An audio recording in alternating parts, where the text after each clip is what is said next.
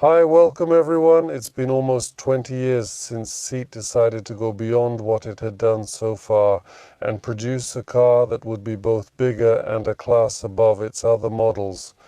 And it's been just over 10 years since Seat abandoned that idea.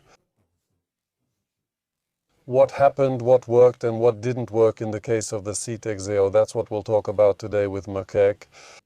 And there's a bonus. Under the hood of this car is a very special engine, at least for Volkswagen fans. I hope you'll join us.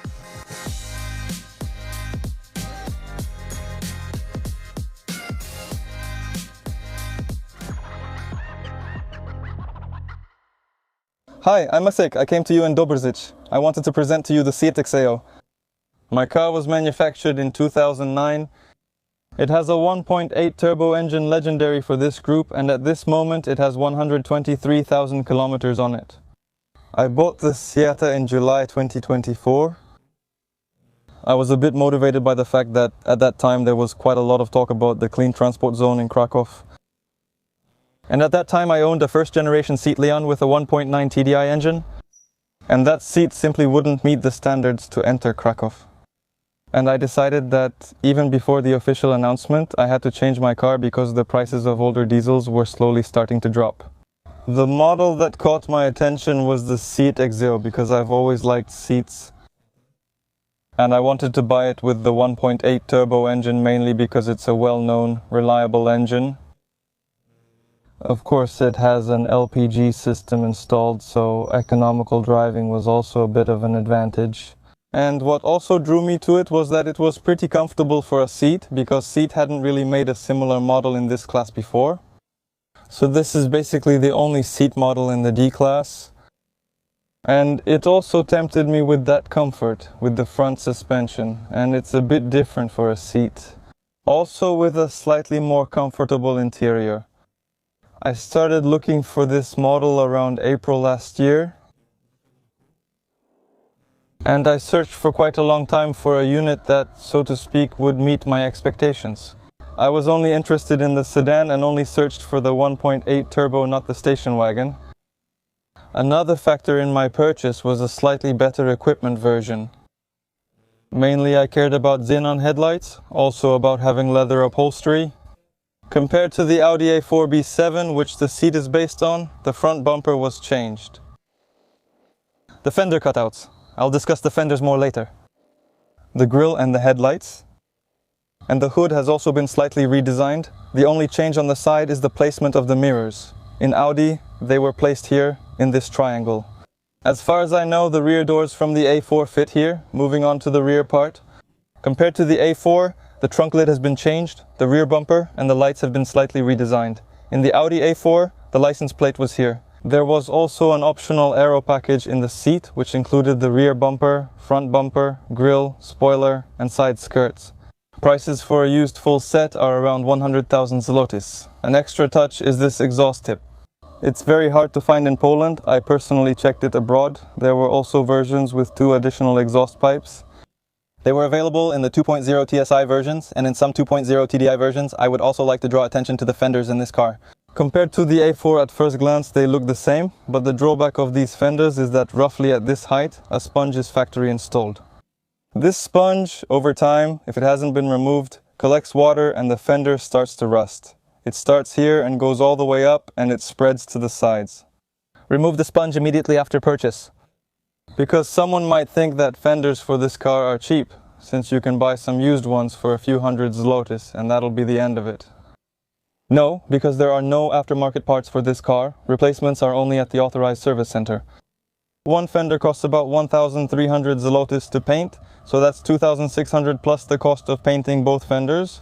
So after buying, I recommend immediately reaching into the wheel arch and pulling out that sponge. It's just stuck on, it's not glued with anything.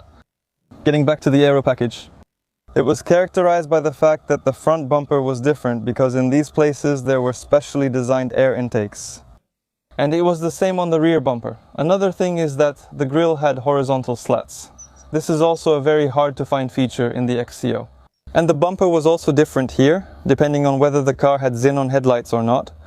Obviously the spot for the washers.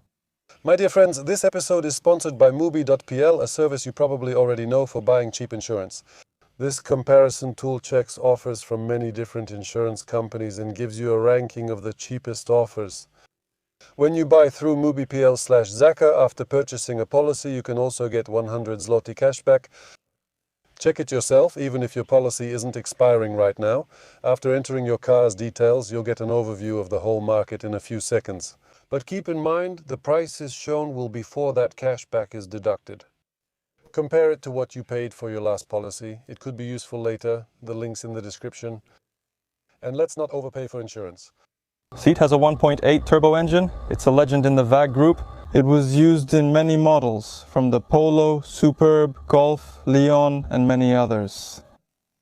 This particular unit in the seat has 150 horsepower. Technically, it's most similar to the AVJ engine from Audi. It also has 220 Nm of torque. My car uses about 12 liters of LPG per 100 kilometers. I mostly drive in the city. And gasoline consumption is around 11 liters. For someone who lives near a bigger city, this matters. Because, as we know, entering cities depends on the Euro emission standard. This is the only engine code CFMA. Such a version of the car in Exeo has the Euro 5 standard. As we know, the VEGI group doesn't have expensive spare parts for the most part. In my seat, I replaced 2 sensors. I replaced one coolant temperature sensor and the map sensor. Since I bought the seat, I've driven about 13,000 kilometers. It has never let me down on the road. And to finish the topic of the engine, I'd like to point out that this is the last VAG group car with this engine. The newest models are from 2010. Moving on to the interior. And a person who has already sat in an Audi, he sees that the main dashboard is taken straight from the Audi A4, but not from the regular one, only from the Cabrio model. You can tell by the round air vents, because in the regular A4 the vents were rectangular. The steering wheel rim is basically the same as in the Audi. The only difference is the place for the airbag. It's shaped a bit differently than in the Audi. The gauges are typical for Audi. The only thing that's different is the font. It's a typical seat style, a bit more aggressive. The gear shift lever is different. It's round, typical for seat from those years. Same goes for the handbrake. When it comes to the seats in the interior, this is the highest trim level. Additionally, in some versions, a sunroof was also available. I think there was even a solar roof. That's some extra equipment when it comes to the interior. You could also buy the RNS/RNSE radio as an extra option. It's a big radio with a retractable panel. It was a paid extra available in 2 versions. There was an LCD version and there was an LED version. Of these 2 blank covers here, the one on the left was for the parking sensors, if the car had them. Unfortunately, I don't have them. And the other cover was for the rear sunshade, which was electrically operated. Time for the 2-meter tall guy test, but first let me show you how many fingers fit here. The fantastic vibe of those years. Very analog, very button-based, physical with a dial. Everything just like in that good old automotive world. It's becoming increasingly rare for me to get into cars that so clearly show how we used to like having all the most important instruments spread out on the dashboard. But coming back to it, yes, it's nostalgic. Coming back to the 2-meter tall person's test with the steering wheel. You see one move, another. I didn't have to adjust anything for long. Everything is set just as it should be. As you can see, there's quite a bit of headroom. The cockpit is finished with a material that gives a little under your finger. It's not soft, but it's not completely hard either. Here we have something that's supposed to imitate brushed aluminum. Of course, it's just another type of plastic. And down here there are completely hard plastics. But as you can see, it's not a completely dull, boring interior color. Some of the plastics match the upholstery color. The doors are hard, and the armrest is practically hard too. On the right there's a minimal amount of foam, but it's hard underneath. So it definitely could have been a bit better here. As for visibility, the pillars aren't too thick. There's quite a large window in the C-pillar there. So as a result, we have good visibility here. The only thing is, of course, the slanted rear window, and you can't really tell where the trunk ends. So here, only reversing will be a problem, because, you know, this was before the era of backup cameras. And rear sensors? There are. There are. Exactly, because you know you don't have them in the front, but there are in the back. So everything's sorted. I like it here. My dear friends, I was just as comfortable up front as I am uncomfortable in the back. Exactly, I can't fit in the back here no matter how you configure it. Basically, just taking a seat in the back was already pretty hard for me. So the 2-meter tall person legroom test is definitely a fail. But I don't think the Audi A4 ever managed that. It never belonged to those big spacious cars. So its Spanish copy couldn't be much better. But above my head, look, I don't have to slouch. So at least in that respect, it's still good here. There's quite a lot of space in the trunk. In my case, a large part of the trunk is taken up by the spare wheel, because the gas tank is where the wheel would normally be. But aside from the wheel, the sedan has 460 liters of trunk capacity. And here's an interesting fact. The wagon actually has less, because it has 440 liters. That's just talking about trunk space. Here are 2 typical compartments. Underneath it, there's a spare wheel, nothing special. So here I have these catalogs, Seat Exeo. Here, this is actually the Polish version. Here we see various inserts, descriptions. This upholstery is actually quite rare. This black and brown one. This is actually the one I have. And here are actually the engine specifications. These are actually for the post-facelift model, because there isn't a 1.8 turbo or a 1.6. Here are also some inserts. This is the reference version, the most basic one, that's the equipment, and you can see the interior there. This is the Tarx version, which is the one I have.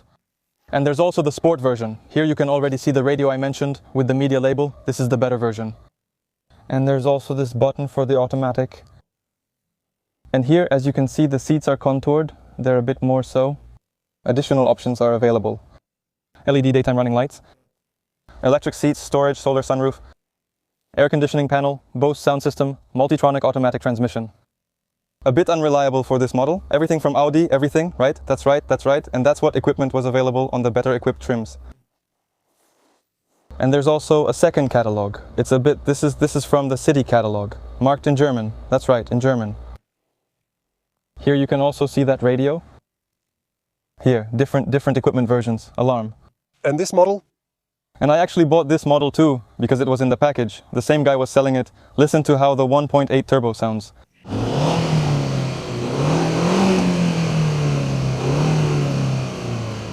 Times without GPF, filters and so on. That's right, that's right. It might not even be loud, but you can feel that it's not muffled by anything. That's right. Let's try to answer the question that actually came up at the very beginning of the film. From your experience from those several thousand kilometers traveled, did they manage to rise above the level they had represented so far? I think that in part, yes, because until Exeo debuted, Start was always associated with being a bit of a cheaper Volkswagen. With a car of a slightly lower class, which had some harder plastics, or always received the latest technologies with a delay. I think that with this model they tried to raise their status a bit within the Volkswagen group, but well, Exeo didn't sell well, even though its prices were reasonable for those times. And that's also why Seat didn't make any further attempts to create a second or next generation of the Exeo. Yeah, a model with just one generation, yeah. I'm guessing it was because it really wasn't a new Seat car, a new model, it was just a copy, yeah. That's right. And in terms of image, it was immediately seen as a compromise because you were buying a new car, a new model, and everyone knew it was the previous generation A4, yeah? And in reality, for the money you could have spent on the previous generation A4, you were buying a new car, except it wasn't an Audi, yeah. And it's not necessarily better than the B7. The general awareness among customers was that this had already been done. Yeah, it had already been done with the previous generation A4. You could even go further because the B7 was a continuation of the B6, which technically is also almost identical, only the appearance is different. Exeo debuted in 2009 on the market. It was already riding on a platform from 10 years ago. Yeah, almost 10 years, and yeah. was in a wheelchair about 10 years ago, almost. 10 years, and it was produced. This is an interesting example of a car that was successful and a model that wasn't, because the original was very carefully presented. We saw those catalogs, we saw that range of colors and gadgets, and you could have all of that. And at the same time, the model, apart from the car, the model didn't catch on because of customer awareness. It wasn't easy to fool or trick them, but that's how it turned out. And going back to the car, well, the 1.8T is really a legend. I've had the chance to drive it a few times, and for me this car is mostly associated with modifications. Really, it's all about tuning. I mean, this engine, yes, that you could easily get 180 or 200 horsepower out of it just like that, and with a bit of determination around 300 as well. Like more or less. So that was one point. The second was that it sounded pretty cool and still does. And third, that's what really distinguished those engines with the letter T from that era, back when not every car was turbocharged yet. You had third gear engaged here, right? You were driving at about 50, pressed the gas and you went right away. Yes. Well, I think they took that Euro 5 standard. They started making modifications that weren't future-proof, so that's why the 1.8T had to go. What's interesting is that I have a 1.5 ETSE in my Formentor, which I came here in, and it also has 150 horsepower. So it's also turbocharged. Yes, there's a bit of electric, but it's a smaller car and the power is identical. And you could say that the acceleration is actually very similar, because I don't know how fast it goes from 0 to 100. It officially does. I think it's 9.7 officially. You see? Well, then the Formentor has 9. Look, by the way, we'll do the moose test in a moment. Yeah. Formentor has 9 when it comes to the feeling of acceleration. It's comparable. It's more or less the same kind of gentle but still very noticeable shove into the seat. However, the sound is different. 50-50 in acceleration. Wet road, but the tires handled it well, to be honest, because there was no slipping on the first turn or the second. The front stayed on the road, and basically the tire clearly traced exactly everything I wanted with that maneuver. The maneuver was as sharp as I wanted, so yeah, the steering wheel didn't resist. So basically very correct. Encountering some unexpected object on the road, and the only thing was at the end, when we were coming back, something was happening. But I'm not sure if it was actually oversteer or just a slight slip, the tire slipping again on the rear axle, and that's it. So you could say it's old but good, yes. When it comes to the chassis and how stable, neutral and confident it feels on the road. Also in such, well, more difficult situations. Because look, he didn't make it easier for himself by sliding. He really carved out that maneuver precisely, and that maneuver didn't affect the suspension at all. Yes, that's also because this model tends to understeer. It also tends to slide out at the front, because the engine is in front of the front axle. It's a heavy car at the front. Well, if you take something from Audi, expect that. Yes, the used car market plays by slightly different rules. Today they're paying for this car. Actually, how much are they paying? Depending on the trim level, the mileage, and also the body style, the prices usually range. If we're talking about the 1.8 turbo, the prices range between 19 and about 28,000. That's quite a big range, considering how much this car costs. But the equipment and the condition of the car itself make a big difference here, yes. But considering the mileage, honestly, it's modest for this year. It's 2.9. Yes, 2.9. So 2.9 means 20,000, let's say 23,000. So that's just a few thousand kilometers. He didn't even do that much per year. Yes, I actually have such a service book. Basically, I have a lot of documents for it too.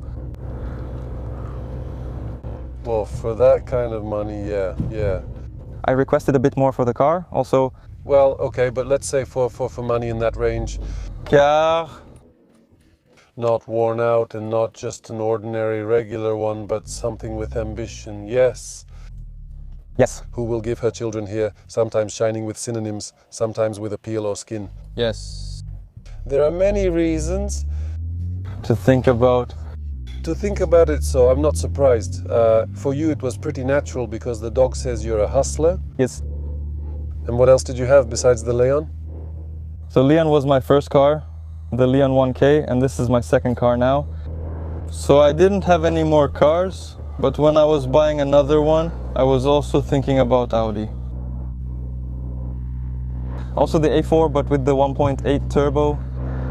But I decided that I have a car from Toyota. It's a bit newer, has fewer miles, better equipment, and it's also easier to find a well-maintained car than with Audi.